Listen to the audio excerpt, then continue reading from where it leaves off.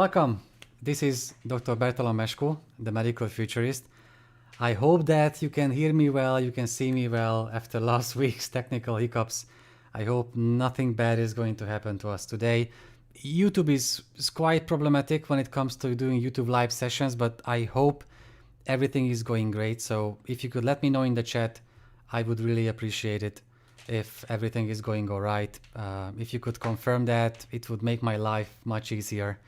Thank you for that in advance. And thank you so much for all of you for being here. I see really amazing messages coming in from the US, Canada, Croatia, India, Spain. I saw some of you, Günther Illert called you healthcare shapers. I love that term. So welcome everyone to the Medical Futurist Live Q&A session. I really enjoy doing these live sessions with you.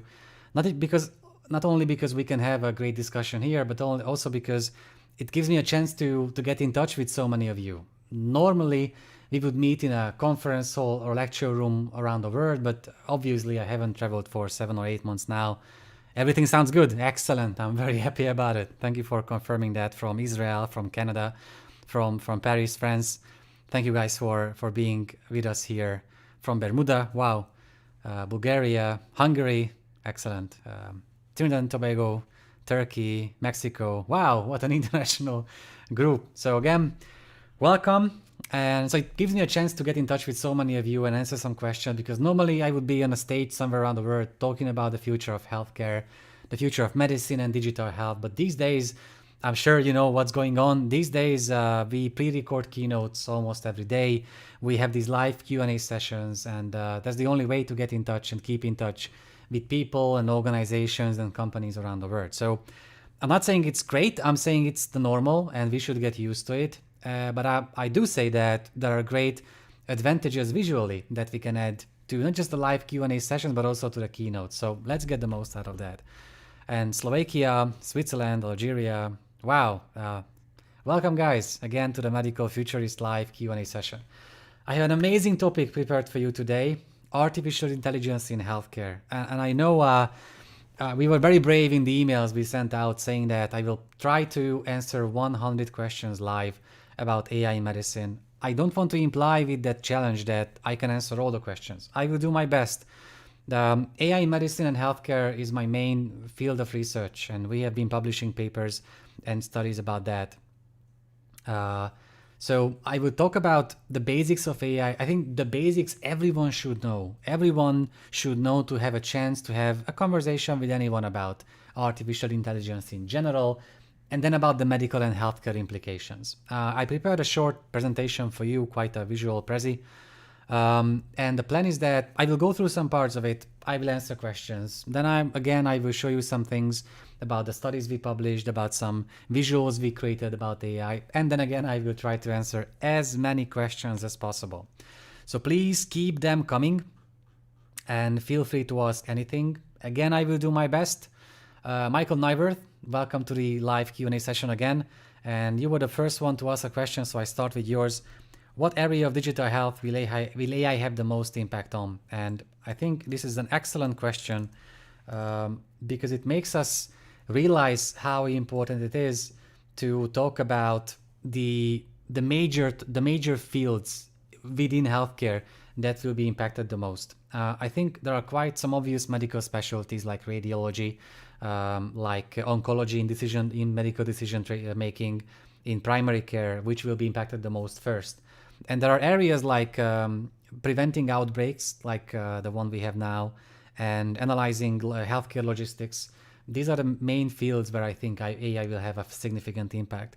Before we dive into any topics, any subtopics around below AI, let's start with saying that the first report about an outbreak coming out in China came from a company in Canada called Blue Dot, and they used an AI-based technology to scan data from airline ticketing reports, public health reports, and public health numbers. And they were the first one to realize that there might be an outbreak going on in China. They were, I think, as far as I remember, they were a week before WHO came up with its first report. So yeah, we can agree that AI has an amazing future, but we have to talk about so many things before we can be so happy and glad about the future of AI that I cannot wait to get to jump into that. We have Judith Cusco, our editor-in-chief, helping us out in the chat. She's using the Medical Futurist profile, and if she finds an article that we have written about the topic you ask about, she will link to that article so you can read it yourself. So Judith, thank you so much in advance for this kind of help. Wow, there are so many questions flowing in that I think we should jump right into it to have a chance for answering those 100 questions. Let me check a question here. Renaud Falgas sent us an interesting question about trust. How to build trust. That's an excellent question.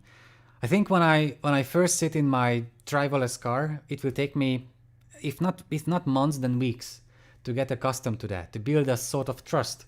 What I see that the car can handle situations the way I could handle those situations while driving, that in emergency or in complicated situations it will do its best. It will need time for me to make sure I can build that trust. Now imagine the same for making medical decisions and medical diagnosis.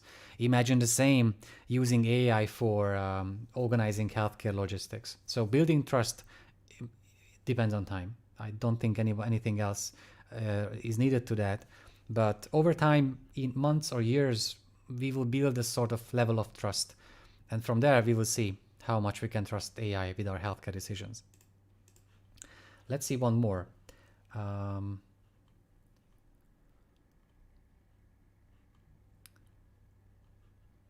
Okay, who do you see as leaders or pioneers in AI for healthcare? There are some great institutions, but I think, I guess the most obvious answer is Dr. Eric Topol, leading the Scripps Research Institute, is the one who is leading this way. I mean, he's the pope of artificial intelligence research in healthcare. So if you're not familiar with his work, please do a search for his name. Eric Topol is really amazing, and he has a very active Twitter channel, and it describes every detail about the pandemic too. So he's an excellent physician and researcher focusing on AI. So I want to show you something that I've been preparing for you for today. Whenever I tell people, what's the first thing that comes to your mind when I say artificial intelligence or AI? Actually, let's play this game with you. I mean, chat, what's the first thing that comes to your mind when you hear the word or the expression artificial intelligence or AI? Just write me one word that comes to your mind right away. Just the first word that you think of when someone says AI or artificial intelligence. My first thought used to be the Terminator, obviously. That's where I learned about AI first when I was a kid, and I saw the movie for the first time. Judy Young says algorithm. That's a good one. Robots, yeah. TARS from Interstellar. Robots. Future, exactly. Better, that's a very optimistic one. Automation, self-driving cars, diagnosis, software, radiology, skepticism, Arnold Schwarzenegger, prediction, machine learning, Android, substitute, robot, expectation, present. Thank you so much. I mean, absolutely. That's usually the things that I get, that if someone hears AI, they think of robots and algorithms and death and fear and the future and science fiction. But obviously, AI doesn't belong to science fiction anymore. AI is not something about the far-fetched future. AI is here and now. I mean, even you used AI for quite a long time today. I'm sure you know that. You used like Google Maps or Waze. If you used any social media platforms, Instagram, YouTube, Facebook, if you used any search engines like Google, then you use some form of artificial intelligence. If you check the streaming service like Netflix or Spotify or YouTube Live, if you have any device or technology from like Apple, Samsung, Intel, IBM, then you used some form of AI today. I think all of us being here today, we used AI for hours today, not in the last couple of weeks or so. For some, it might be surprising. For others, it might be devastating to learn about that. But AI has been shaping our lives already.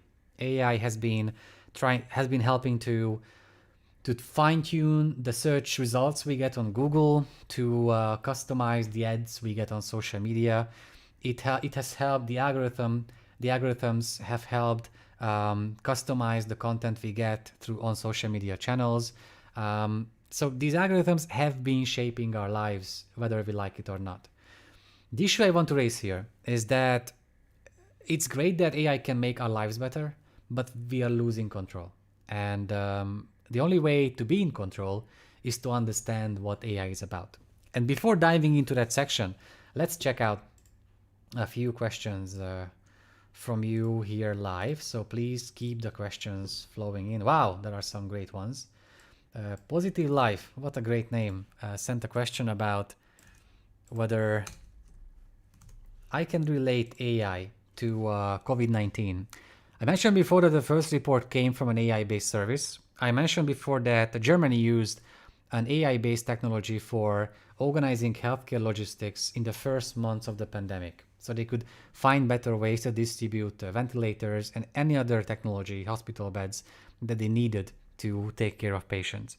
Now, I've seen, if I haven't seen 50, then I haven't seen any, at least 50 studies since March, talking about how AI could be used for making better medical diagnosis on CT and X-ray scans, looking at the lung and the impact COVID has on the lung, about how AI can help with healthcare logistics and organization, about how AI can help predict the future outbreaks.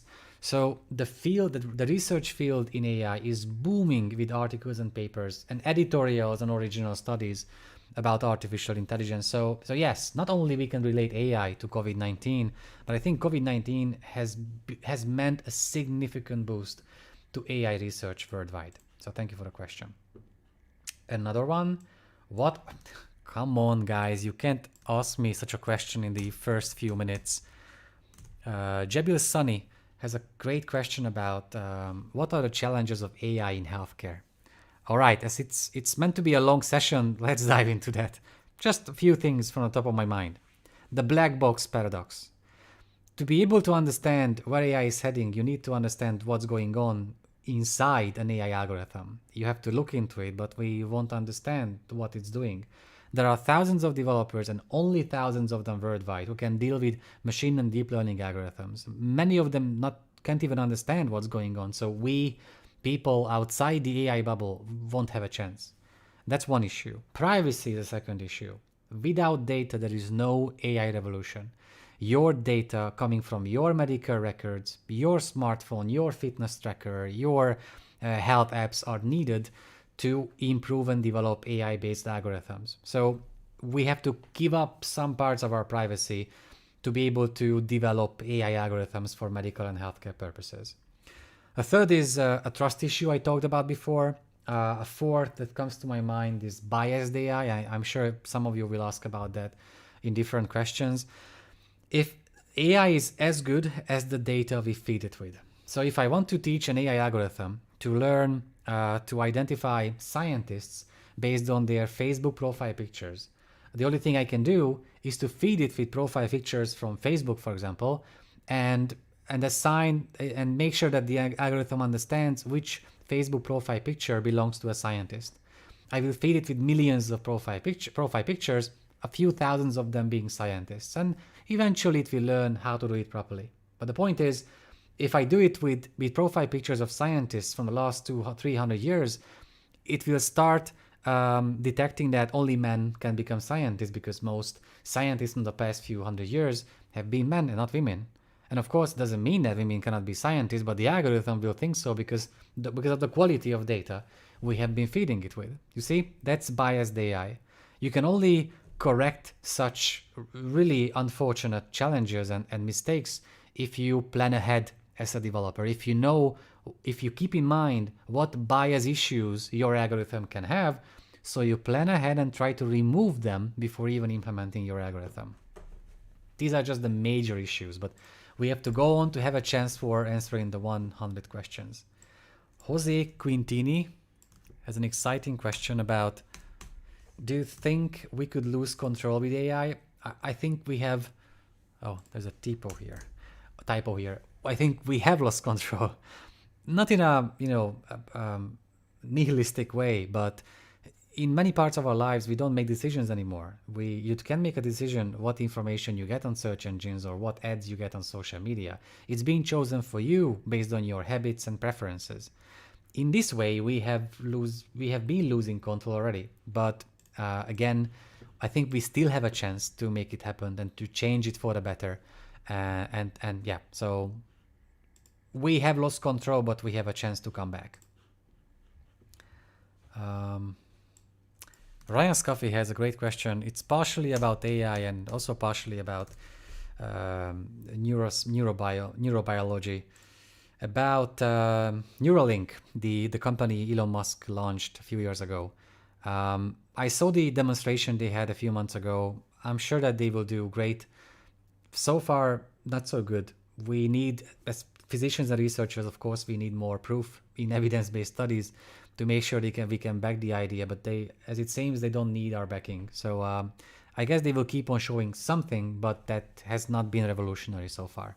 Again, I don't have doubts that they have the potentials. Look at SpaceX and Tesla, and of course I know the potentials Elon Musk has, but this field is different. It's not rocket science. It's not the self-driving car industry. It's something much worse. It's healthcare.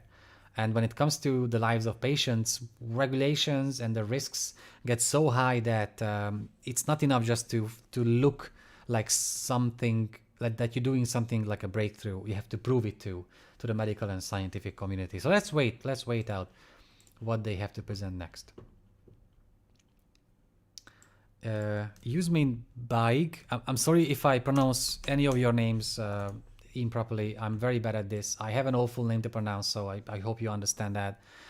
The question is about, do you think it's worth learning artificial intelligence for a doctor? It's a very good question, actually. I think it very much makes sense to learn about the basics, which we will go through today, but to dive into the programming language, I'm afraid to do it properly in AI, it requires so much effort and time that it would take thousands of hours to even get a chance to understand what's going on. And doing that while being a medical professional, I'm not sure how it's possible. But to get the basics, I think it's crucial. And again, we will go through that today. Again, welcome guys, and thank you so much for the amazing questions. I'm so glad that there are hundreds of you here. Please keep the questions flowing, and I'm doing my best to answer as many as I can.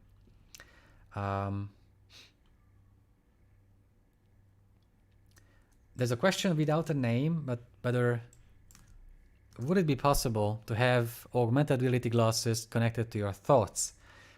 Even if it's possible technologically, I'm afraid that's quite a far-fetched vision. We've seen AR glasses going bankrupt or failing, like Google Glass, and mixed reality glasses like I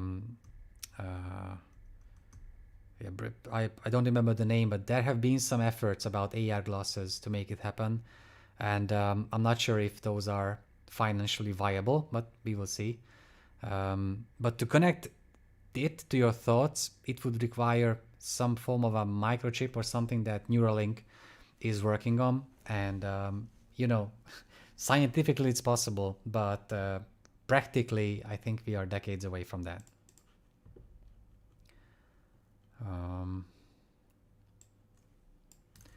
Cole Roberts has a great question, actually a very good question. In your experience, are some healthcare systems more willing to adopt AI into practice compared to others? I think yes. Some systems where data plays a pivotal role in how they manage their healthcare. If they're more electronic than paper-based, they have a better chance.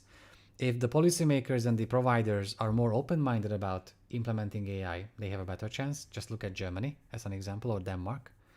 And if they have no other option, then again, they are in a better position. I'm looking at Rwanda in Central Africa and how they have been trying to take a leap into digital health and using AI-based services like Babylon Health from the UK instead of building a traditional healthcare system, because of the genocide they had 25 years ago. They had to build everything from the ground, and without taking a leap into digital health, they wouldn't have had a chance to build a traditionally normal healthcare system. So I think these systems have a better chance for adopting AI.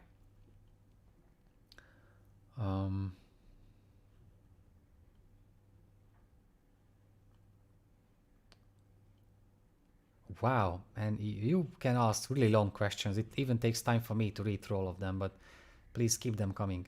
Oh, okay. Ashok Dwan has an important question about this big field, how AI is different from machine learning, deep learning, big data, and algorithms. Now it's the time to dive into that, and let me try to address these all. So the term big data is if I can reach, like if I can have a goal with this live Q&A session today, is that all of you watching, you will never use the term big data anymore because it's such an overused term that has no meaning at all. Everything is big data today. Even my fitness smartwatch has big data in it. My smartphone has big data. My algorithms that I use online, all of those things have big data. So let's forget about this empty term. Algorithm is a different thing. And if I want to really do a good job about this, let's dive into the basic definition of AI, the levels of AI, and the methods of AI. And I tried to make it as I didn't want this whole thing to be dry, like scientific. So I really want just to give you the simplest definition, the simplest levels, and the simplest methods ever. So then you will never forget about these things forever. The first thing about a definition, I tried to look up the simplest definition, and that's artificial intelligence is when it takes place when a machine demonstrates some form of intelligence. By a machine, we can mean a robot, an algorithm, a software, any kind of technology that demonstrates intelligence is artificial intelligence. Please don't ask about conscience and anything that makes it bioethically even more complicated. We don't have to know about these things and understand the relationship between AI and consciousness and whether it's possible to upload our consciousness into an AI and so on. These are the topics of neuroscientists and bioethicists and science fiction. I really want to just focus on the simplest definition here. Again, artificial intelligence is intelligence demonstrated by machines. And then there are levels of artificial intelligence. There is an amazing book called Superintelligence by Nick Bostrom. He's an amazing philosopher, an AI expert. And in his book, he came up with these 3 levels of AI. The first level is artificial narrow intelligence. As its name implies, it's very good at doing a narrow task, like playing chess or trying to spot cats on images or playing another game. They can perform a very well-defined single task very well, but that's all they can do. Their IQ is obviously 0. We have artificial narrow intelligence today. When you see algorithms playing chess and Go, when you see them in self-driving cars or managing the stock market, you see artificial narrow intelligence in action. The next level is artificial general intelligence, which is a bit more complicated. It means that one algorithm has the cognitive capacity of a human being. By this I mean that if I can speak, if I can express my thoughts, and I can describe abstract ideas and visions, and I can write them down, I can draw images, then it has the same cognitive capacity. And the third level is artificial superintelligence, meaning that an AI has the cognitive capacity of all humanity combined. I guess you had a guess here that this is the Terminator scenario. It means we are doomed. We won't understand what's going on around us. In the movie Her, you can see this unfolding quite fast. So the idea that many AI experts and developers and organizations have in mind is that the vision here is just not to reach artificial general intelligence. That would be the ideal level of AI that we could work with. It means we can enjoy the benefits of AI, but we wouldn't lose control completely, in a way that even humanity would be just ants for the artificial superintelligence. I'm not saying this is possible. I'm just saying that bioethicists and great organizations like the Future of Life Institute are all working on that to make sure we don't get to the other side of that story, and we can still keep control while again enjoying the benefits of AI. And at this point, I stop for a second to make sure that I also answer a few other questions that you might have. Thank you again so much for keeping the questions flowing in. Sanctalabi asked the question of whether we should be able to, whether is it a must to learn programming language for doctors? I covered that before, and it is not. Again, I think it would take so much effort and time that it's just not worth it. But to understand the basics, I think it's very important to at least understand what's going on.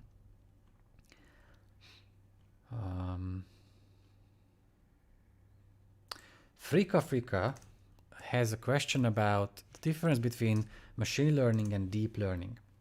The question is it better to use machine learning or deep learning for healthcare? It's like you are helping me dive back into my short presentation here, because that's exactly the next part I wanted to talk about. I hope you are ready for going through the basic methods of artificial intelligence, and I will also try to compare them to give you a picture about which one is good for what kind of purposes. AI uses a method called machine learning. It's basically a method describing that there is an algorithm, and if we feed the algorithm with more and more data using that method, the algorithm will be able to first learn how to perform the task, and second, gradually become better at doing that. There are so many subsets of machine learning that we won't go through, but I will go through the three major methods under machine learning and deep learning, which is also a subset of machine learning. And I thought that the idea to help you visualize how these algorithms work would be by creating a real life scenario, such as having a teacher who is the developer here, trying to teach a kid who should be the AI here to learn to perform a task, which is the game that we are talking about. In this case, the task is to put the cube into the box that has a cube on its side. In the first method called supervised learning, what's going on is what would go on while a teacher would teach a kid how to perform that task. I know exactly what must be done, so I'm trying to teach the algorithm to learn to put the cube into the box that has a cube on it. That's a very simple task. I describe the basic rules, and I will be there gradually fine-tuning its method to make sure it learns to perform that single task properly. And then it learns the task. If I can tell you a healthcare example, let's say we have two groups of patients. In group A, we have patients with many attributes like blood pressure, vital signs, medical records, and the medical diagnosis assigned to each patient. In the second group, we have similar patients with similar attributes, again, vital signs, medical records, but there is no diagnosis assigned to them. And I want an algorithm to learn how to assign diagnosis to the patients in group B by learning the assignments and associations from group A. That's how supervised learning works. The second method that I want to describe here is unsupervised learning. It's like learning without a teacher. There, I don't even want to describe the game, the task for the algorithm. I want it to play with it the way it wants, and I'm curious to find out what kind of associations it finds. This is the method they use when they want to learn about consumer behavior, like what kind of, when you buy this book, you also buy that book. This can only be learned and studied by unsupervised learning because we don't know what kind of associations the algorithm will find by looking through the vast amounts of data. And the third example under machine learning is reinforcement learning. It means that I let the kid play the game the way it wants, and then when the game is over, I will tell the kid in which case he or she performed well enough. And I want the kid to use that strategy that he or she used with that game that he won in the next games. This is how AlphaGo and this is how the best chess algorithms learn today. They are not told how to use the game, how to play the game, but they play millions of games against themselves in hours, which a feat no human can have in a lifetime. And then after each game is done, the developers tell the algorithm that you won these games, so let's prioritize the strategies you had while winning those games. I guess you can now see what's the difference about reinforcement learning compared to the other methods. In this case, we do not build in the cognitive limitations we human beings have. We have no rules assigned to the algorithm, so it might learn associations we have never thought of. I think that's pretty incredible and quite exciting. What kind of things in biology, in network science, in pathology, these algorithms will find. Because again, our cognitive limitation is not built into the system. And just the last thing, and then I go back to answering questions. Let's say a few words about a subset of machine learning, a very complex method called deep learning. Deep learning is used when the task is more complex, when the task involves the analysis of high dimensional data, like images and videos. In those cases, you need deep learning. It's called deep learning because it uses several layers of neural networks. It tries to mimic how the human brain works and try to, in the same way, try to think like a human being.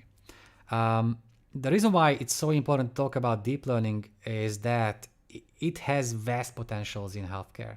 So there are some cases, to answer the question that made me jump into this section, there are some sections in healthcare where machine learning will be enough.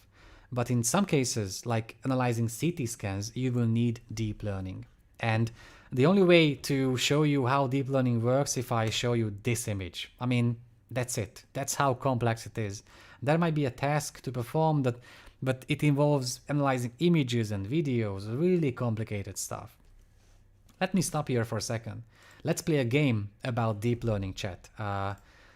And of course, in the meantime, thank you so much for all the questions flowing in and all the questions coming in. Let's play a game here. Let's play the game that I'm an artificial intelligence. I'm using deep learning and you are my developer.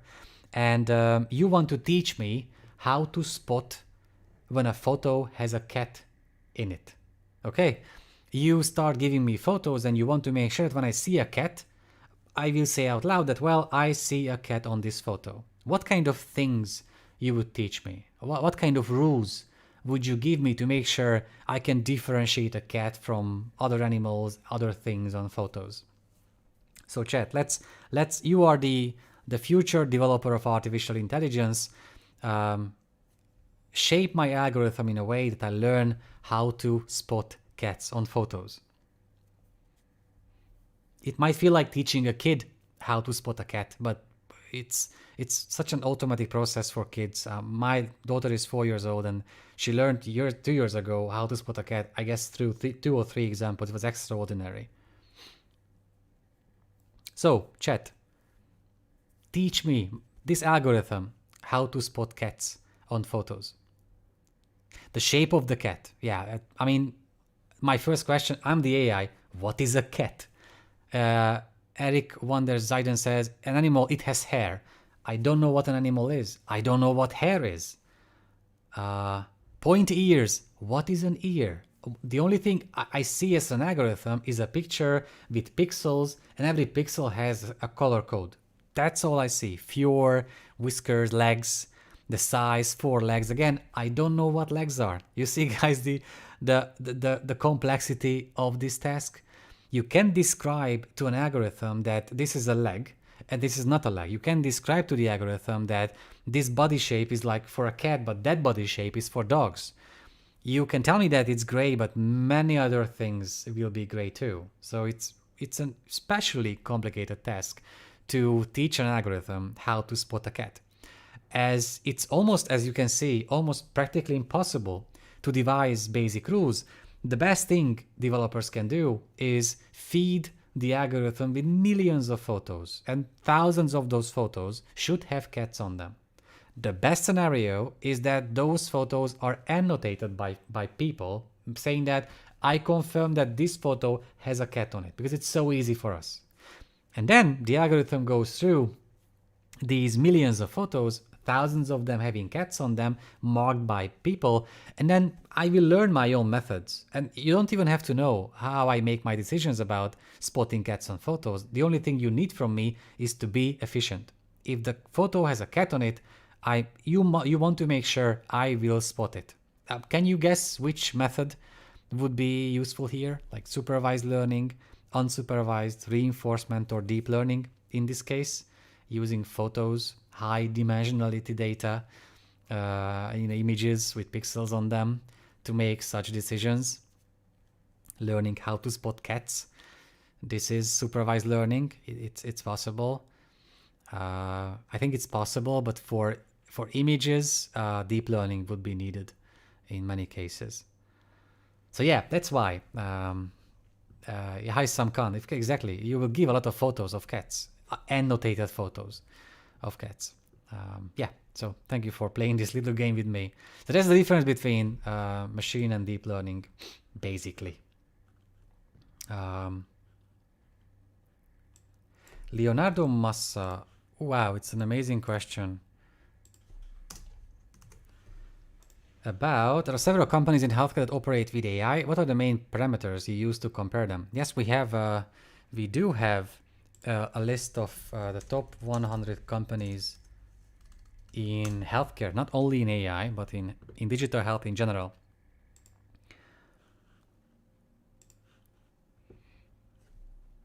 And we have,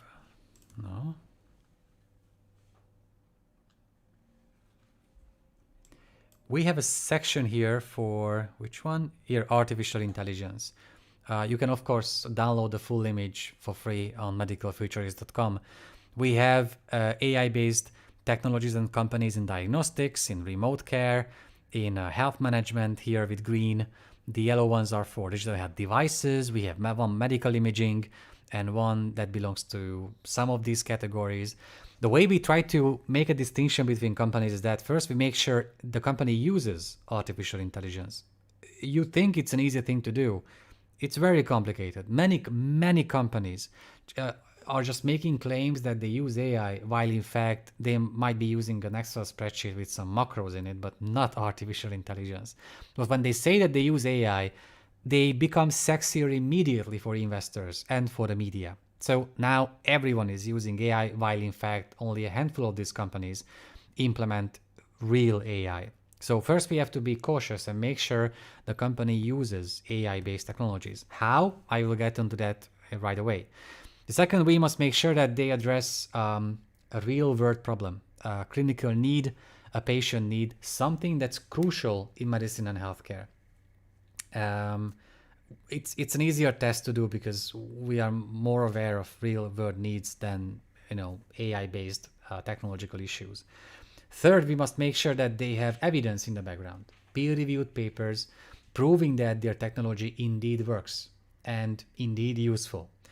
And there are many other parameters we look at, but these are the three major things. And before diving into the details about another question, I wanted to show you something that we worked on for so long. Here it is. We published an original study in Nature's Digital Health Journal, NPJ Digital Medicine, a few weeks ago about the state of AI-based FDA-approved medical devices and algorithms. You would think that a regulator like the Food and Drug Administration in the US has a dynamically updated database of every AI-based medical technology that they have approved. They don't. They have a search engine on their site, but it's impossible to find anything related to AI in their search engine. So what we did with my colleagues at the Medical Futurist Institute is that we created an algorithm, an open access free database of these algorithms, and we cross-checked every single algorithm to make sure the algorithm is FDA approved, that's a medical device, and second, it was indeed artificial intelligence based. So you can imagine we went through a lot of reports and papers and FDA approval regulatory documents looking for terms like deep learning, machine learning, neural networks, artificial intelligence, and so on, to cross-check that they are indeed AI-based technologies. And I want to show you just first the amazing infographic that we have about that, and also the database itself.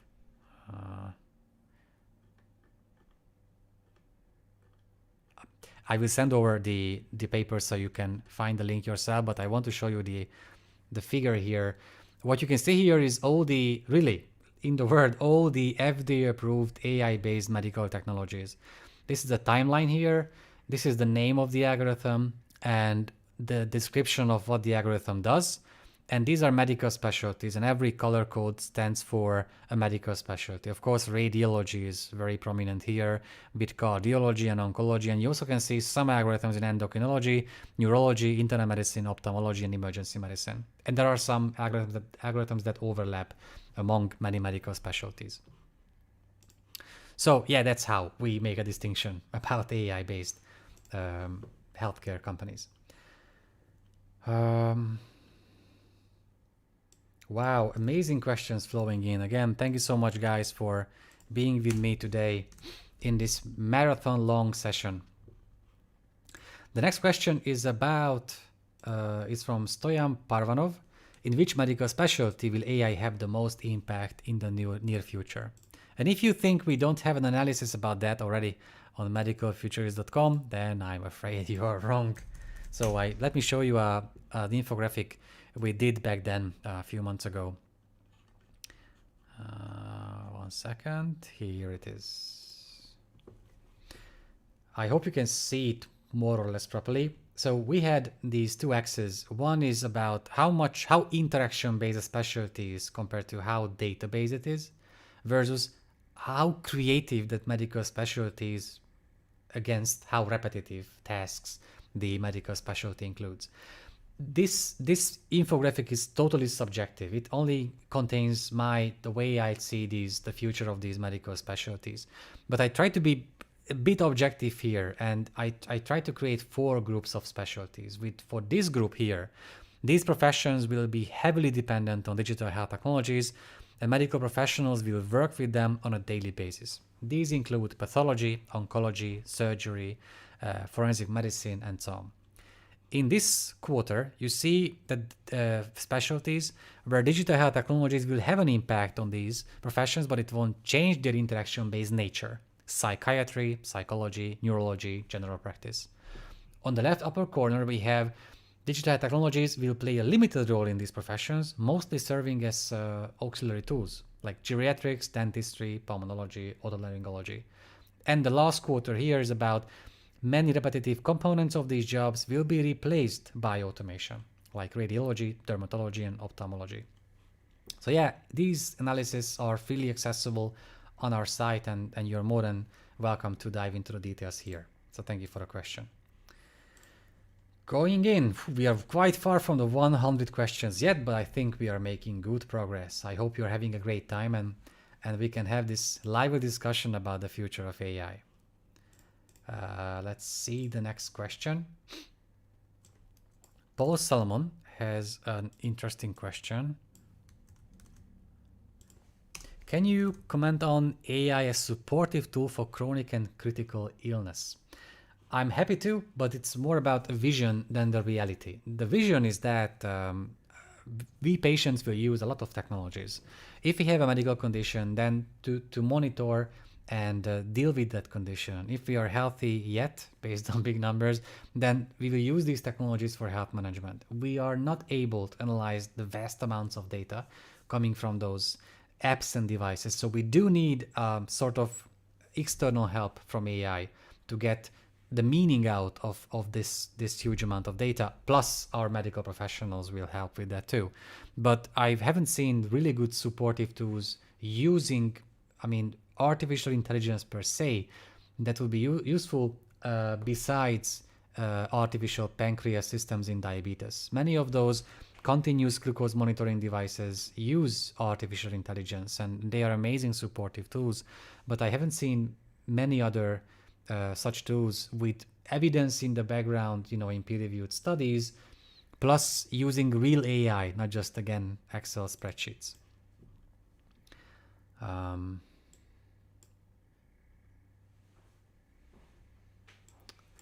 We have a great question from someone with a name that could even come from the Terminator. I'm sorry for that, but that sounds like the Dr. BO987. I hope you are a real human being.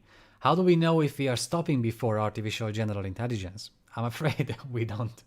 That's the issue that many institutions and AI experts have been raising, that we might say out loud that we want to stop before reaching AGI, but there is no prove that we can do that. It's just an idea that these AI experts have in mind today. But to make sure that at least we try not to reach AGI is that we have to know about the black box paradox, and we have to make sure that we know what's going on with AI developers. It's not like someone in a garage can reach AGI because of the utmost computing power and GPU these computers using AI need. I think only major countries and superpowers and big tech companies would be able to reach that stage, but that's going to be very loud. So it's not going to happen like in a subtle way in the background. This is going to be a very loud thing, and many other AI developers will find out before it's happening. But again, we don't know if we can stop before AGI. We just say out loud that we want to, and that's what the bioethicists and philosophers are working on right now. Elena M asks about Sophia the robot, and I guess not everyone will know Sophia, so let me share her with you here.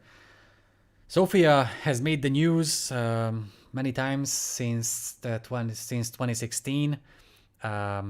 It's a robot using artificial intelligence. I haven't seen a proof of. I know it can have discussions with people, and it's a great chatbot, but I haven't seen proof that it indeed uses artificial narrow intelligence, not just a chatbot. It doesn't mean that it doesn't use that. It's just that it's, for me, it's more of a PR effort than something that would significantly contribute to the message about artificial intelligence, that it's not something to replace us, but something to help us live. And I hope you remember, I don't want to show you the video, but there's a great video when one of the developers of Sophia asked Sophia the robot whether you want to destroy humanity, and she said, okay, I will destroy humanity. It was hilarious, yet really utterly terrifying about the concept of AI for the future. Ivor Juster, I hope I can pronounce your name properly, has a provoking question that there must be a fourth level of artificial intelligence, larger in a way that we don't currently imagine than the collective human intelligence. It's a good point, but I think super intelligence means that the threshold was surpassing the cognitive capacity of humanity, but the rest is also super intelligence. And I'm not sure if it makes sense to make a distinction between a fourth level and a third level, while even the third level is something extraordinary we simply cannot understand. But I understand your point. I'm just saying that as Nick Bostrom described in his book, that it makes no sense to make further distinctions because we won't understand what's going on from level 2, not even from level 3. All right. I will also had a question about it. I mean, the comment, it seems very unlikely that we can stop before AGI. Exactly. That's what I'm saying, that we can think that we can stop, but proof, I mean, as things stand today, we won't be able to, but that's what researchers around the world are working on right now. Judy Young has another question. I'm not sure if it fits. It's a long one. With AI, the hype can get in the way of the realistically achievable. How can we adjust overblown visions of the AI's future and determine what can be done to benefit healthcare over the near term? What a wonderful question. Judy, thank you so much for asking that. The reason why we have such a hype is that first, the vision that many people have about AI comes from science fiction. And the role of science fiction is to hype things, to show us utopistic and dystopic scenarios. So we think of the Terminator and Her and Transcendence, and those are all bad examples. In reality, what we see is when you say AI, investors get hyped up. So people say AI to get investors hyped up. But what might help here is that even the general audience, including patients and physicians and policymakers, have a good basic level of understanding of what AI is, where it is heading, and what kind of methods it is using. And then it becomes harder for companies to fool you. If you understand what a machine learning algorithm is capable of, like supervised learning, then a company cannot claim that it can do as many things as a deep learning algorithm can, because you don't understand how the algorithm works, but you do understand the differences between the types of these methods. That's why it's so important to talk about these and go through the basics of AI. All right. Please don't spam the chat. It makes our job much harder to go through the great questions that we are receiving. Next question. Wow, Günther Eert has a good question about this topic. When and how can learning AI algorithms be regulated? This is a wonderful topic, and you would think that such algorithms are being regulated by right now, but when we looked at those FDA-approved devices, we found out that all of those algorithms are logged algorithms, which means they develop the algorithm to a certain stage, then they stop, and that's what they get regulation for, and that's what gets to the market and being used by people and companies. But there are adaptive algorithms that can change the way they are structured based on what kind of data they feed it with. And it would be crucially important for regulators to regulate adaptive algorithms too. That's why we published that study, and that's why we have been pushing the FDA and the European Medicines Agency and others to adopt this vision and to create their own databases and to also regulate adaptive algorithms, because at the end of the day, adaptive algorithms are the ones that we are looking for. Just imagine a Tesla being regulated in a way that they have to only involve logged algorithms. It means it wouldn't be possible for your Tesla car to become a different car with more dynamic digital features overnight, because they uploaded these things into the system while it was in your garage and you were sleeping. It would be impossible because it could only use logged in algorithms. So if it was possible to learn to regulate adaptive algorithms in other industries, it must be possible in healthcare too. But it will take some more time because the stakes are a bit higher in healthcare than in any other industry. All right. We are only at 25 questions. Wow, I'm quite far away from 100, but I will be even faster from now on. Here's a question from Adrian Pelkos. Is AI aiding in remote psychiatry tech? That's a great question. I don't see it is being useful for psychiatry remote consultations, but I see AI-based chatbots being useful for patients who want to meet their psychiatrist, but there's a waiting line and a waiting time. In the UK, I've seen examples when patients with depression-like symptoms had to wait for weeks before meeting a physician in person, so they got a chatbot-based algorithm, which is obviously just a chatbot, not a real person.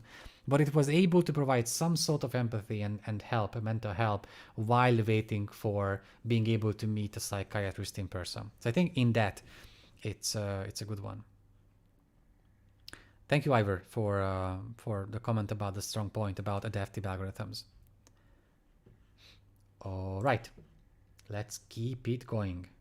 I hope you're having a great time. I know it's quite a special day for some people in the US and some others, but let's have a fun time here talking about artificial intelligence. There are at least 2 questions about using AI in pharmacies. I've published quite a strong vision about the future of pharmacies, and it's from Katarina Fehir-Sola. What do you think about the use and how to use AI in pharmacies? I described actually 3 scenarios, the way pharmacies could have a place in the future of healthcare. And one of these rows, let me share it with you here. One of these rows was about so the first idea, the first scenario was a boost in medical booths with pharma offerings. The second one was pharmacies becoming health consultancy centers. And the third one, pharmacies becoming a specialized point of care services or centers. In that scenario, we talk about customizing 3D printed medications and using the health data patients can bring through their devices and helping them get the meaning out of the data because they don't have much time for that in the regular doctor-patient relationships. And in that case, AI would be an amazing additional benefit to how pharmacists could handle that. But I know it's just a futuristic vision about the future of pharmacies. And to look at the practical reality today, I haven't seen really good AI-based technologies being used by pharmacies per se, and not pharma companies. But I'm sure that some good examples will become available soon. There's a question about the difference between virus and bacteria. If I want to answer 100 questions about AI, I just can't dive into such issues about biology and medicine.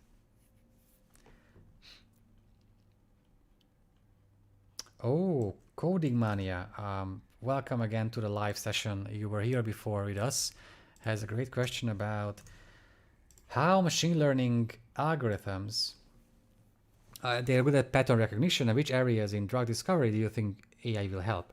One area is certainly finding drug combinations, not even new drugs, but drug combinations no researcher has thought of before. We've seen that happening already. There's a company called Atomwise that performed such an experiment where they tried to look for drug combinations for reducing Ebola infectivity. And they did find such a combination, a rare combination nobody has published before, and it worked. Such research took for them a few days, but usually such research takes years to perform. So it's really amazing development. And another area is how AI could contribute to drug discovery in the very beginning of the drug discovery clinical trial process. In network medicine, we have published analysis about network medicine and how they use network science-based methods to find out drug targets nobody has found before, simply based on the assumptions of network science that, for example, when all the proteins are interconnected in a cell, looking at the proteins, we can have guesses and we can create hypotheses about which other cell components can interact with each other, based on which we can introduce the idea of new drug targets.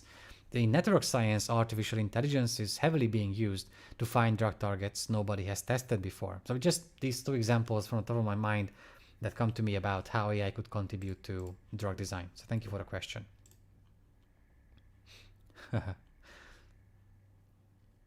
Thank you for the questions about the far-fetched future. I will get into those too, but first I'm trying to answer the more practical ones first. Then we will start envisioning the far-fetched future here. Norbert puts as a question about who has or should have control, supervision, monitoring, verifications over medical AI algorithms, systems, and decisions. Government, authorities, medical people, patients. Yeah. All of these and all of them. Now, seriously, I think there has to be levels in the system. One level certainly has to be a professional regulatory body, making sure that only those medical technologies and products can reach the market that can be approved. The Food and Drug Administration, the European Medicines Agency, they do this job. They have a high threshold, and companies have to prove that the product that they create has at least the same efficiency as products on the market already, or even better. Second, we need good policies from governments, making sure that they understand how AI works and they can create policies that incentivize the use of AI for medical professionals and protect the privacy of patients. I know I sound like someone from the overly optimistic movie. I know I do, but if that's the question, then these are the levels of protection we need to make sure AI is being safely and efficiently implemented into the healthcare system. So medical technology should be regulated by regulatory bodies. The regulations and the policy should be made by policymakers and healthcare providers. And all this should include patient design, meaning that patients are involved on the highest level of decision making within that organization. Before diving into even more questions, I wanted to touch upon a strange topic.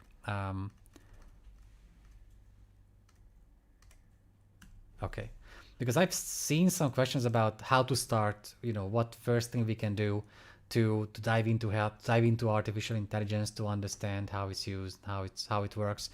And in my experience, there is one thing we can do, and that's finding a platform where we can understand what AI is doing. And for me, that platform has been chess. I tried programming language too, Python, but I realized it would take me, again, thousands of hours to even understand the basics of how AI is being developed. So it was a mission impossible. But to find a common platform means that one task that I understand in as many details as possible, and an AI can also perform that task quite well, and then sort of gradually understand how AI is making better decisions than human beings do in performing the same task. Chess is such a platform. The world's best player today is not Magnus Carlsen, the world number one, but AlphaZero Lila, or even Stockfish now. The ELO score, there's a score assigned to every chess player in the world, and we are compared to each other. The ELO score for between me and the ELO difference between me and my international master chess trainer Armin Juhas, it's a lifetime of work. And as I didn't start chess as a kid, I wouldn't have a chance, even if I dedicate the next 4 decades of my life to chess, to reach his level.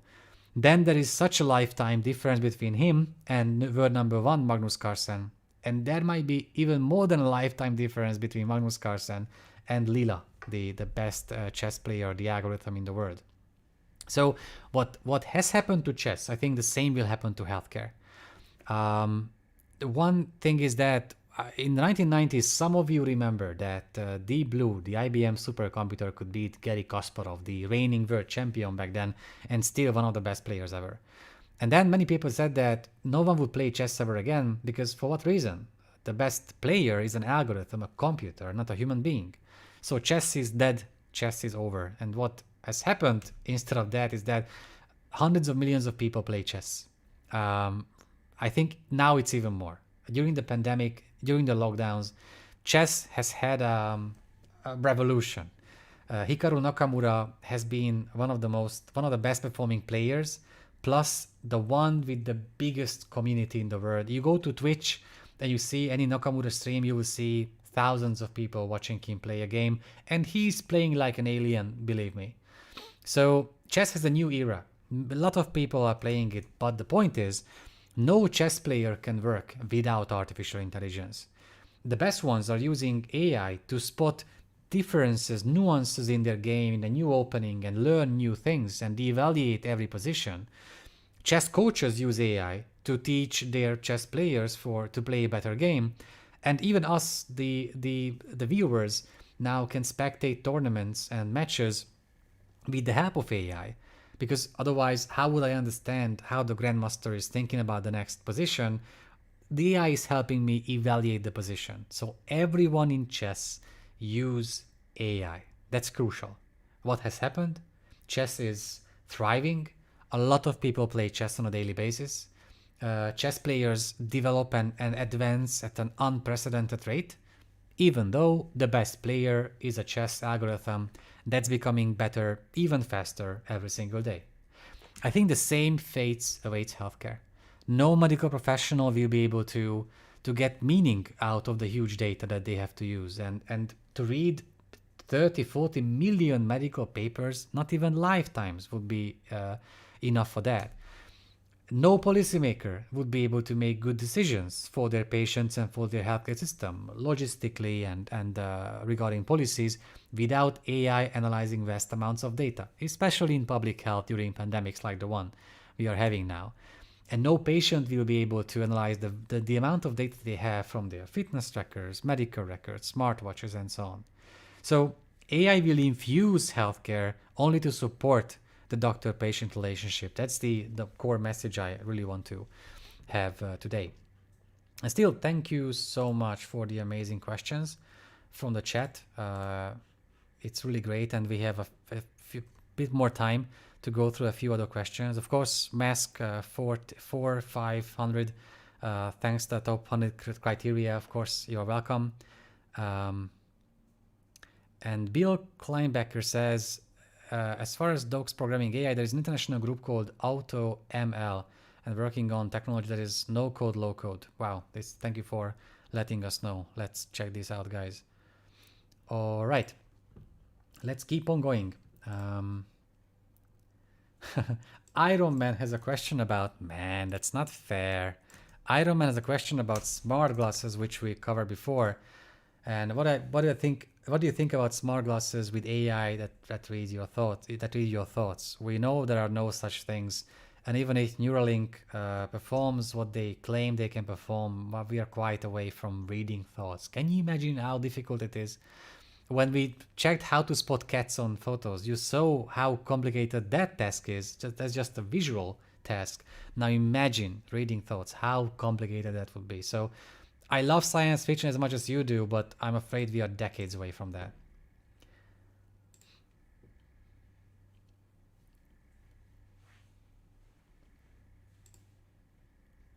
Yeah, Steve Rufinok, thank you for mentioning that deep learning and supervised learning cannot so discreetly separated. Absolutely, and we've been in touch with a AI programmer who works with on self-driving cars, and he always says that when it comes to the distinction between machine learning and deep learning, it's always like an area but not a line. There are some tasks where deep learning might be better, and there are other tasks where supervised learning might be enough. But that always comes down to the individual decision, and it's about that single task that the algorithm has to perform. Jabil Sunny has a question that warms my heart. Who will have control over individual patient data? Who has control now? It's your data. You pay for that. It belongs to you, not just ethically, but even legally, and still you don't own it. Your medical records belong to your medical institution. Your doctor's notes belong to your medical professional. The data coming from your smartwatch belong to the smartwatch company. The genetic test results that you get partially belong to the company releasing those reports. So while I get access to the data, also these companies and devices and governments and providers get access to that too, and that sounds awful. So I think we can only have a thriving future with AI if patients own the access and the supervision over their own data.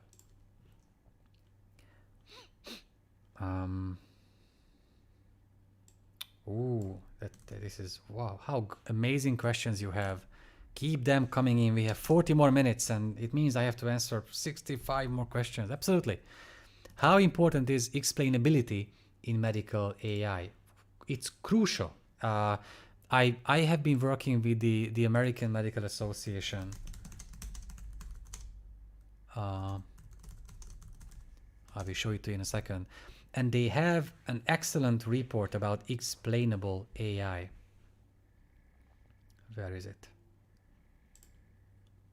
They also use the term augmented intelligence quite often, but the way they describe augmented intelligence and the way they describe the explainable AI is it's a free report. Anyone can download it.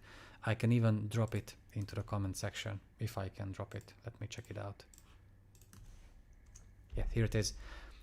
It's crucial because the explainable AI is so important because you can't explain AI to medical professionals at depth that they will understand, simply because they don't have the programming background needed for that. So explainable AI means that I have to understand as much about an algorithm as much I need to make medical decisions. It comes down to using any kind of medical technology for healthcare purposes.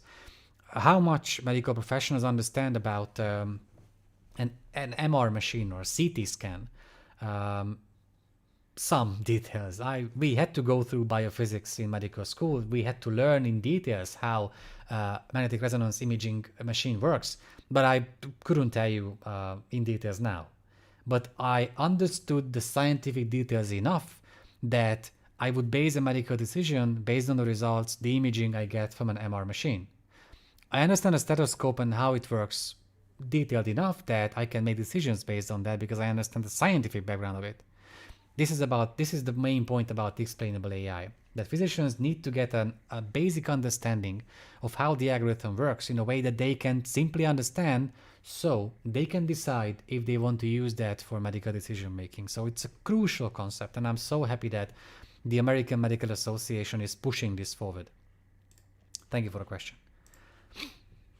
Let's keep it going. Wow. Krobent or Krobens has a question that again warms my heart. All right. What is a good example of AI thinking a different way than a human being?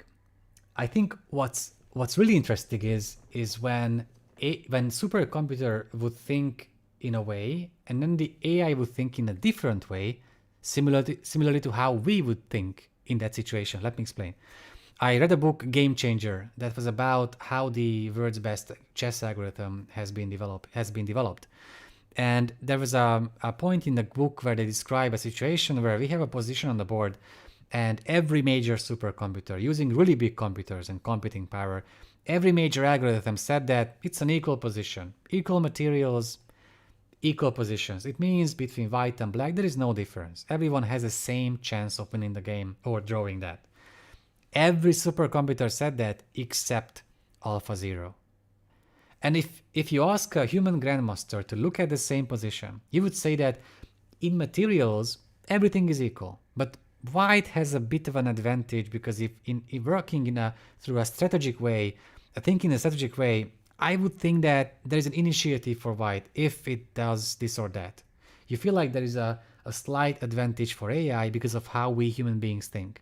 And the extraordinary thing here is that AlphaZero had the same thoughts. It said white has a slight but more than zero advantage, just like how we think about that. So I understand there are great examples when AI thinks differently compared to us, but when it thinks in the same way, it fascinates me how exciting it is for the future. Okay. Ivor Jester, you are right. It's a good point that we are probably underestimating. There is a line about that we always, maybe Bill Gates said that we always overestimate the next 5 years or so, and we always underestimate the next 10 or 20 years or so. I hope we are wrong, and AI will jump into our lives from nowhere, and we will not reach AGI but still benefit from AI. I would love all that, but the truth is that it's a bit further down the line. If you talk with someone who has been developing AI-based algorithms, especially for medical purposes, they will tell you that the more they learn, the further they put the time when we would have artificial general intelligence in the futuristic timeline.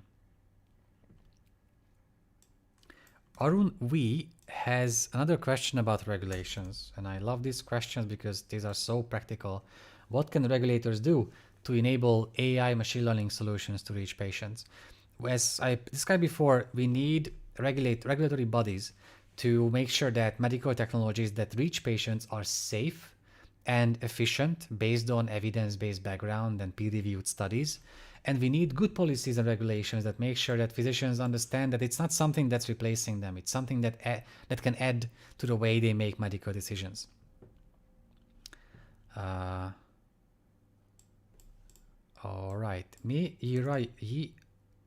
Irayu has a question about what medical students can do, and I plan to dedicate a whole session to medical students and the future of medical specialties because that's such an exciting issue.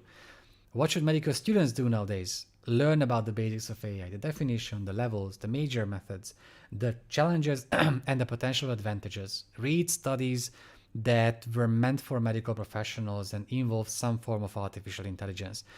Every single day I go to Google Scholar and I have an alert that I get by email, but what I do is that I get every new study about artificial intelligence in healthcare. I use this term. And also I have one alert for AI and medicine.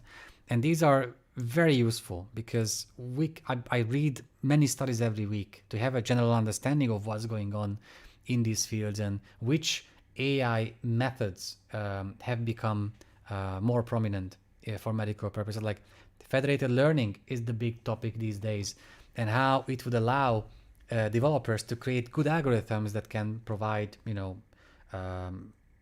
data in healthcare, but still it would allow healthcare institutions to keep their patient data safe. So it makes sense to to go through these studies day by day and read as many as you can.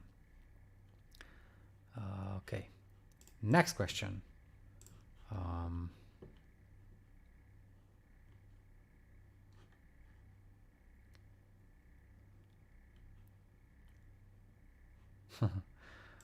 Arpit Agarwal had a question before. I'm sorry if I missed some questions. I've been answering about 45 of them. So if I missed your question, please feel free to drop it in again. So I will make sure to answer it now.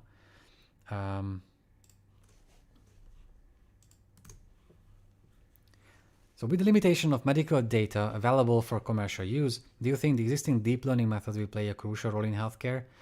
They will, and as I mentioned before, it will only take place through some sort of breach of privacy. Like what happened with DeepMind, you know, the UK-based company that Google acquired some years ago, and they wanted to get access to a UK-based hospital's medical data of retina scans of patients. And they got access to millions of retina scans, so they could develop an algorithm doing quite a good job at detecting medical conditions. But that was a breach of privacy for patients. Even though a patient cannot be identified based on a retina scan, that scan still belongs to them. Legally and ethically, it is their property. And that the hospital gave out that scan without consent from patients. So yeah, I'm saying that this is happening whether we like it or not. And you know, in some sort, at some level, if it's my retina scan, but it contributes to developing an AI-based algorithm that will save lives, I'm all in. If it's about my genomic test and anything that's very sensitive, like you know, medical records, then you need my consent to go through that. All right.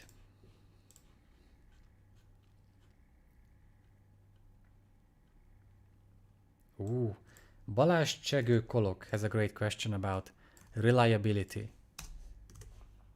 Let's check it out. What are the risks of just relying on AI while making a clinical decision? What are the risks of just relying on a stethoscope while making a decision? You know, this is absolutely the same question. I can rely on my stethoscope, the data I get from my stethoscope, to make a medical decision because I have trust that that technology is safe and efficient, and I have experience with using it, and it contributes to my medical decision-making process. But if the decision I make with the stethoscope is wrong, I would never think that the stethoscope was the one making the mistake. I was the one. Same applies to AI.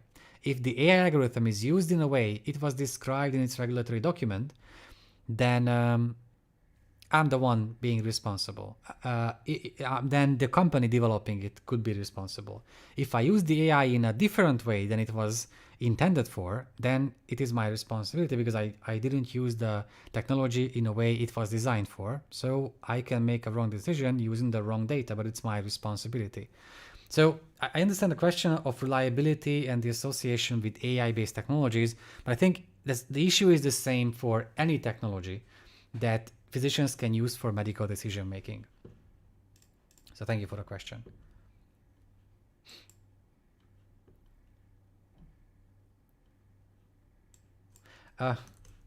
Metehan Agatha has a question about, can you comment if there are any standards coming for the AI algorithms? Absolutely. There have been some good reports about how differently researchers publish about AI results, and it makes it really hard to replicate those results. So I saw a paper coming out in Nature Digital Medicine, maybe even a week ago or 2 weeks ago. I'm trying to find it for you now. If I don't find it now, then I will share it in the comment section later on, that physicians ask for a new kind of regulation and new standards for reporting about AI-based algorithms. And I think that standard would be very helpful because it would help us understand what's going on, and it would help the scientific community replicate the results. You know, that's the basics of any scientific field, that others can replicate results. Okay.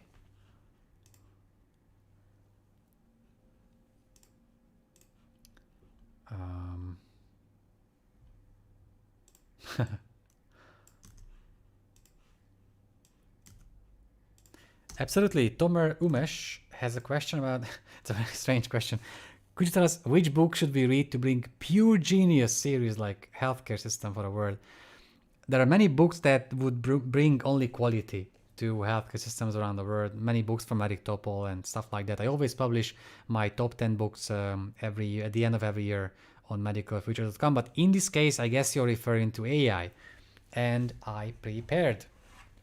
Here are my 3 favorite books about AI in healthcare and medicine in general. One is about the past, one is about the present, and one is about the future. The first one about the past, sort of the past, is called Human Compatible from Stuart Russell, the Pope of artificial intelligence research in the world today. This is the best book I read this year, simply. This is, I mean, I think my IQ got a bit higher because I read this book. That's how amazing it is.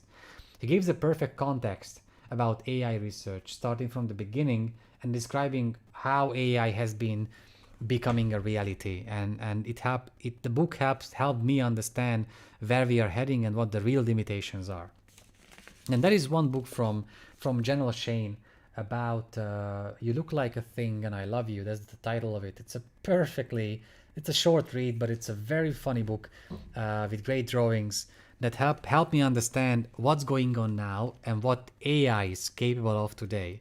I read news and papers about AI, but this thing is different. It describes real life problems, and it describes from the programmer's perspective how AI can learn that process and how awful it can be at certain points. So it's about a practical reality. And then we have Nick Bostrom's Superintelligence, the best book about the future of AI, describing the levels of AI, the existential threats that we have because of this technology we are creating.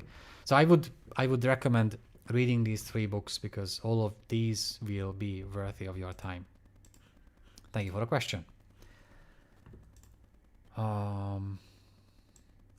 Judy Young has another great question. What are the top growth areas for AI in healthcare over the next decade? Well, if I can be subjective here, I would go for radiology, especially radiology. That's the clearest medical specialty with AI to thrive in. I would go with analyzing genomic data and finding new associations between the risks for medical conditions or side effects of medications and genomic profiles. I would go with public health, especially now during the pandemic. I think the next outbreak will be detected by an artificial intelligence-based algorithm and not public health experts.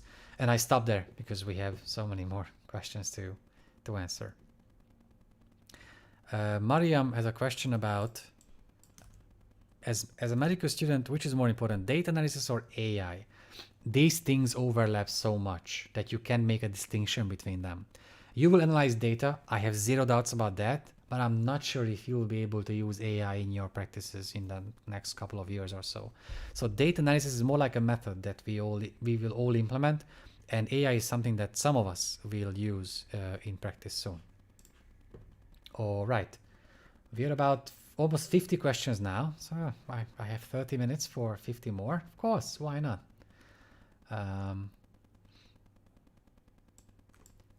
Jum Atil Fajar has a question about, are there any ethics problems using AI for healthcare? I think there are only ethical problems about using AI for healthcare. Who is reliable for making a bad decision? How can we develop AI without breaching the privacy of patients? How can it get access to my patient data? How can I get access to the service that AI is offering without my medical professional? What if an AI algorithm is accessible to patients in a certain country with supercomputers while I would not have access to it from my own country? How is it ethically viable that some people have a chance to live a much longer life than I do, while others, cannot? So yeah, I think we only have ethical issues for now. Javier Colas has a question. Do you think scientific medical associations like American Heart should work on complement. Absolutely, they should. I mean, that's why the American Medical Association released the explainable guide and augmented intelligence descriptions. I know that the Canadian Medical Association is working on such a guide. I know that WHO sort of published a guide about the basic guide about artificial intelligence. So yes, we very much expect medical associations and organizations to come up with such solutions because we need those coming from them, not someone else. Let's go through the next questions.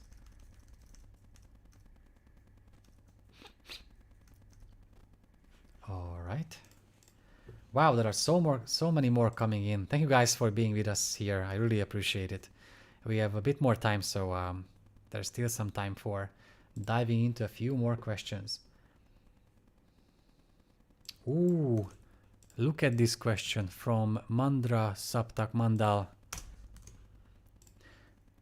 How can AI, machine learning help in areas with not so advanced health infrastructure? What an amazing question. I got a similar question in a virtual oncology World Congress about a week ago, and we had to write an analysis immediately about that on medicalfuturist.com. The question was about, with medical practices with such low infrastructure, how can they implement AI when they have, bad personal computers and slow internet connection and stuff like that? And I described that I think what's really going to happen is what happened to the video game industry. That I have played video games all my life. As a kid, it was all about having the bigger and bigger PC, and then you can play good video games. Then it was about having better and better consoles and PCs, and you would be able to play video games. I have quite a good PC at home, so I can play video games, but I have never imagined that I could also play a video game requiring, high computing power while having a bad PC. And that's what cloud video gaming has made possible recently, that you can still use your PC, which is not so advanced, but you can pay for getting access to even more processing power through the cloud. So you can play those amazing games without buying huge personal computers or consoles for home. I think the same fate awaits medical practices, that if I have to make a bet between being able to improve infrastructure for medical practices in a way that they can implement AI, or seeing services flourishing that would allow physicians to get access to AI through the cloud while accessing more power through that cloud, I would go for the second one without a doubt. So that's how. And we will have an article about that in 2 days on medicalfuturist.com exactly about this topic. So thank you for the question. Fermin San Juan, thank you for the practical question. And I'm not saying I can answer anything. And of course, that's not true. I cannot answer anything, but I'm trying to be useful here. And about such questions, the only thing I can recommend is that those leading those radiology centers must have a general basic understanding of AI. It doesn't start with like buying something like a technology or a service through the cloud. It doesn't start with using AI right away. It starts with those controlling the system like a radiology center, understanding AI at a level that would be needed for them or useful for them.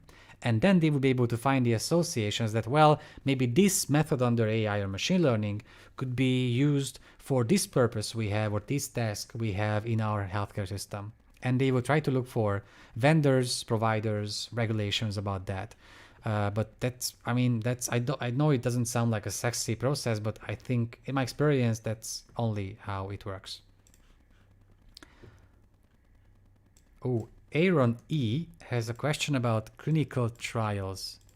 And I love that question because that's the case that's going to happen. I mean,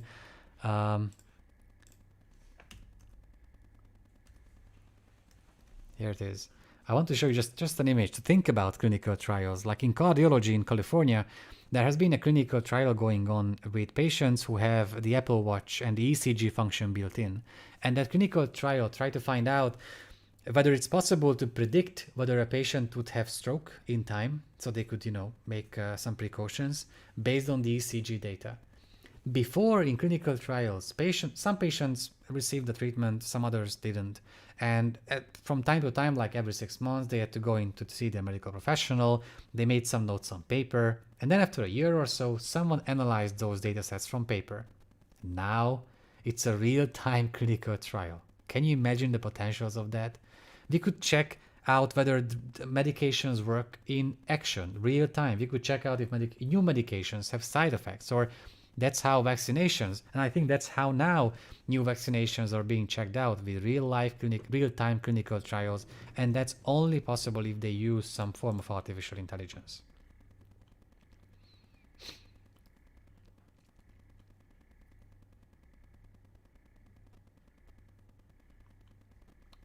All right. Wow. Really, some questions are amazingly long and exciting.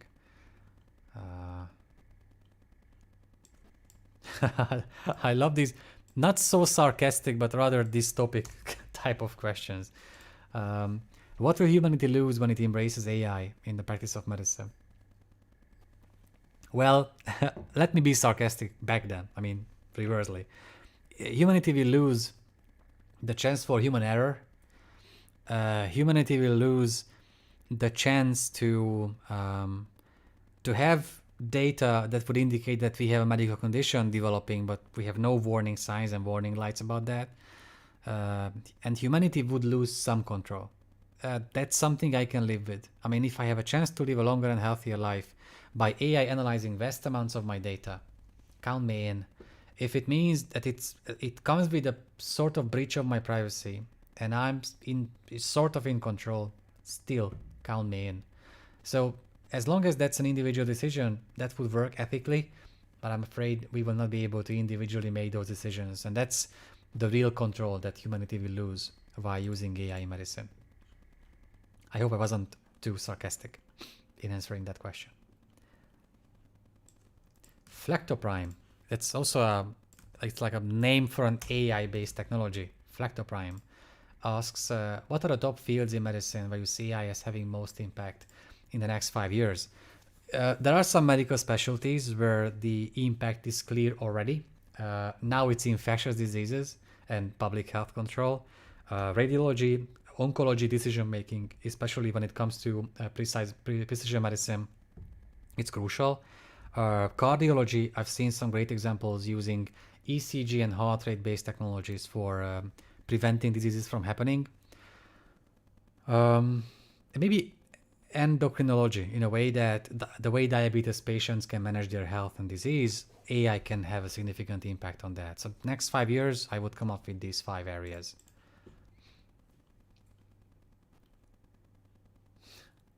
Also, Flectoprime has an interesting question about AI.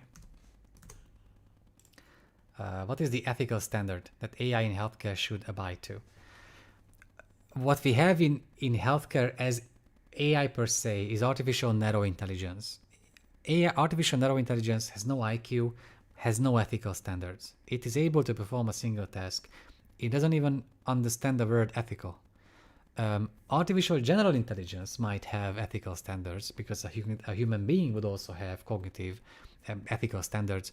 But I'm not sure if we can reach that level without destroying humanity. So I don't think ethical standards will be implemented for artificial narrow intelligence simply because you cannot implement them because the AI doesn't understand what ethics means.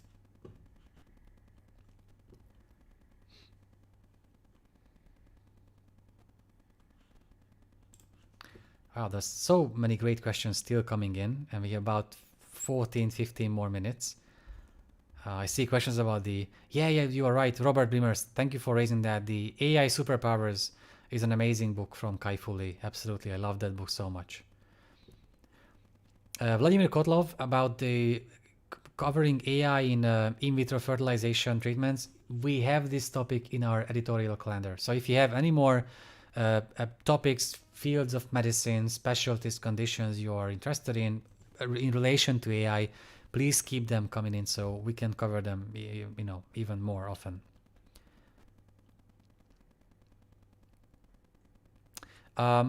Mask 4500 has a question about, can you help distinguish between conversational AI and chatbots? As far as I know, chatbots are algorithms that use predefined answers and questions in a discussion to make it look like, to mimic a human discussion. But conversational AI is an algorithm that has natural language processing units, and they can understand text well enough that they can have a sort of conversation with a human being.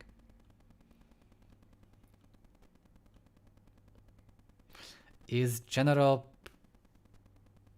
Oh, Katarina Fehir Sola about the books. Sure, we will.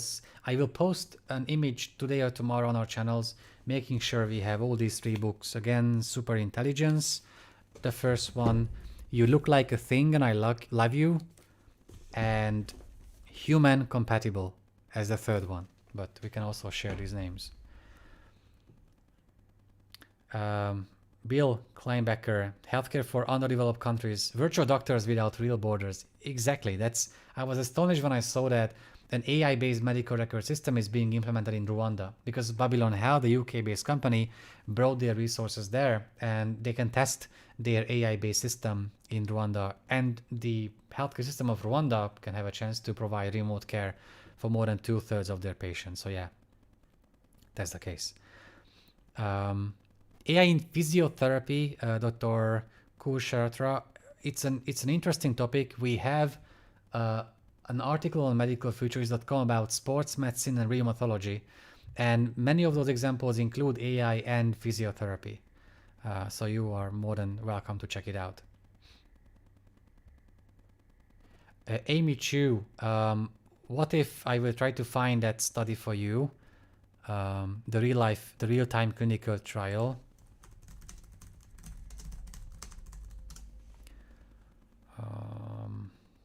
I think it's called Center Watch. I'm not sure about that, but I think that would be a good start. Here is the link for that. Okay.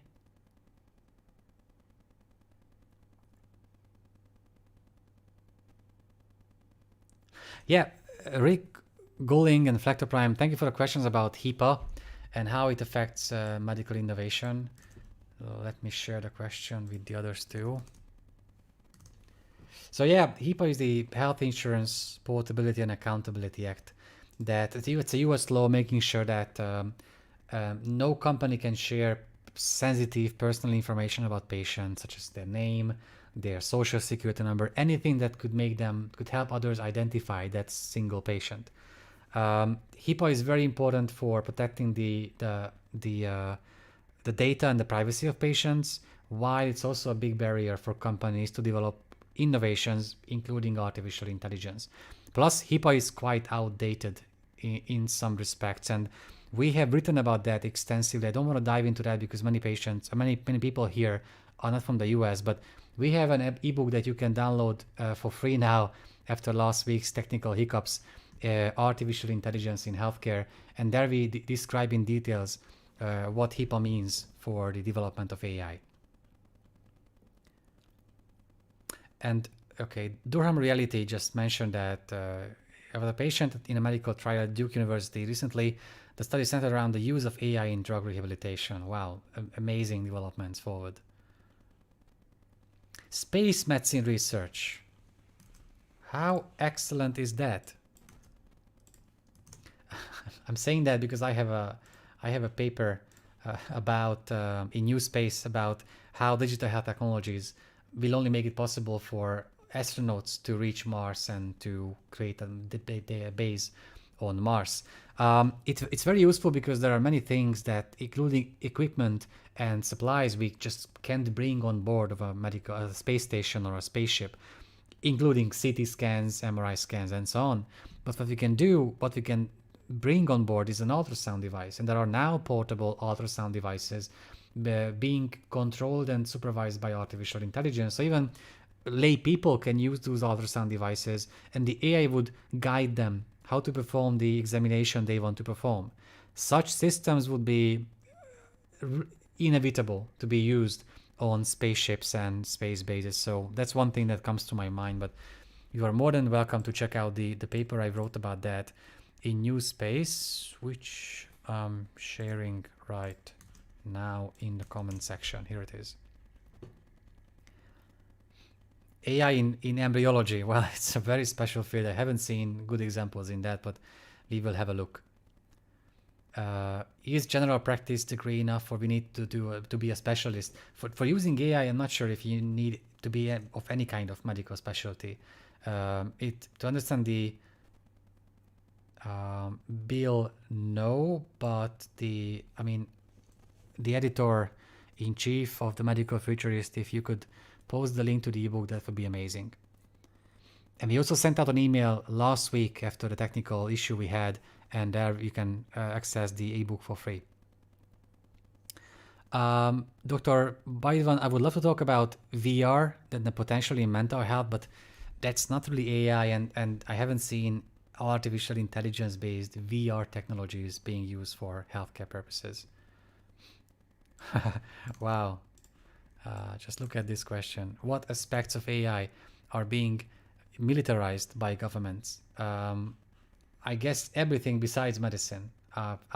If you look at any projects from DARPA in the US, you will find things like from a cyborg movie, like a cyberpunk science fiction movie, and the way they are trying to improve the performance of soldiers, not just through exoskeletons, but through many other sensors that they are using.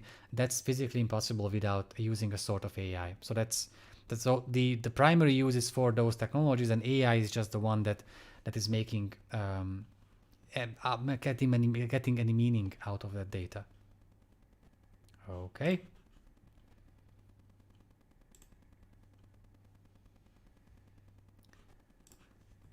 Wow, still hundreds of questions. I think I've answered about 60 something, 70 of them, not 100. But if you can ask really short questions right now in the next 5 minutes or so, even yes or no questions, I'm more than happy. I feel fresh as hell still. So let's keep them coming. In the meantime, if I might be able to share with you, I hope you don't mind if I share with you that we are quite active on medicalfuturist.com. We have a magazine, and if you choose just artificial intelligence, you will find all the AI-based analysis we have been publishing. Especially proud of two articles we published last week. One about 7 things you can't expect from AI in healthcare, and 7 things you can indeed expect from AI in healthcare. I loved writing those articles. And also we have an ebook on leanpub.com about artificial intelligence in healthcare. What type of data is fed in medical AI? Any kind of data, medical images, healthcare data, medical records, data from your smartwatch, data that patients obtain about themselves, medication side effects, any data you can imagine can be fed into an AI system. Blockchain and AI in healthcare, of course, that's a big issue because of maybe blockchain will be the solution technically for keeping and protecting patients' privacy. I have seen some companies trying to benefit from using blockchain for healthcare purposes, but I haven't seen one being widely accepted by the medical and scientific community. I have no doubt that from a technical perspective, blockchain is the future for patient privacy. I just haven't seen good examples. So for now, again, AI in embryology, I haven't seen good examples, but we will look into that. Will AI be used to regulate doctors' performance knowledge? Wow, that would be a thing, right? Quite a creepy thing to do. Doctors' performances are being evaluated today. Quality control is crucial worldwide, and there are many data sets that are being obtained about how doctors perform. So it's happening already. Maybe AI can make it even better, but I'm not sure if AI will bring that idea into medicine that you are being watched, and to avoid human error, we must know how accurate you are and how good decisions you make. Can AI be used on a personal level? Hopefully. The more companies we have producing technologies that would allow us to do so, the better. I haven't seen examples with direct-to-consumer tests where we could use AI yet. but I'm sure that we will have, where I would have a chance to connect my smartwatch data, my genomic test, and so many other things into one system, and using AI, it would give me sort of suggestions about my lifestyle. I'm sure that's going to be the future, but I haven't seen such things in practice yet. Will AI predict the proper time of someone's death? I'm not sure about that. Because of how our genetics is structured, how our DNA works, we have a blueprint, but DNA loads the gun, but lifestyle pulls the trigger. Even if you have all the risks in the world for different medical conditions, if you do everything against them and you have a good AI system trying to prevent diseases from happening, you have a fairly good chance to outlive many other people with much better chances. So no, it's not gonna happen. It's never gonna happen in the future because it's biologically impossible to predict someone's death. It could predict the chance that someone might die in the next 5 or 10 years. That's a different thing, but not the proper time of death. No, that's not possible. Is AI used in medical literatures? Absolutely. I mean, if you check Google Scholar, you do search for AI in medicine or healthcare, you'll find tens of thousands of papers, especially coming out. Let me show you something before we wrap up this session.